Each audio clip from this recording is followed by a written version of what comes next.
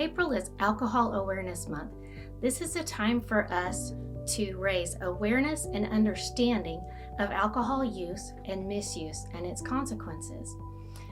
In the United States, there are about 175,000 or more deaths each year related to alcohol. It depends on your resource, of course, as to the exact numbers and the year.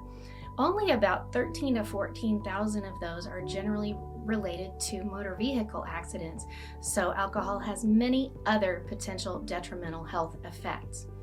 It is the number one substance use disorder worldwide and one of the leading cause of preventable deaths in the United States. So, what can we do? Well, let's look at what alcohol does in our bodies. Most people are aware that alcohol use on a regular basis increases your risk of liver problems, cirrhosis, and cancer. There are about 7 cancers that it can directly cause.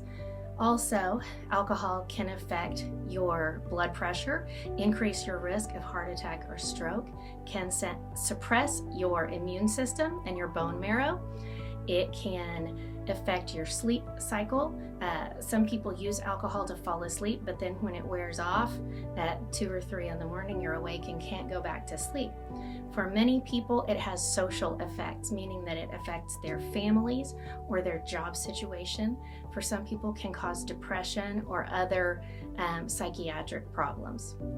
In addition, many times this can lead to legal problems. So we try to intervene when we can and hopefully help people get help before any of those problems arise.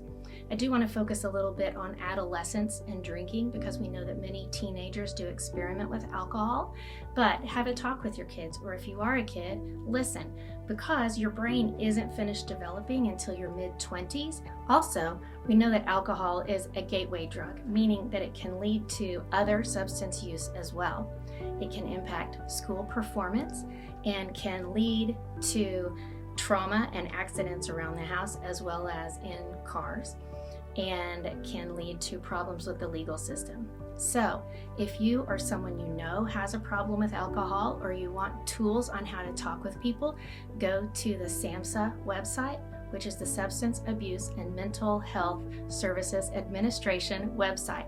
Also, go to AA.com or Al-Anon, or call 988, which is the crisis hotline. There are many places. Open up your search engine and look. Ask a minister at church or a family member or a friend. There are resources available. You just have to ask for help.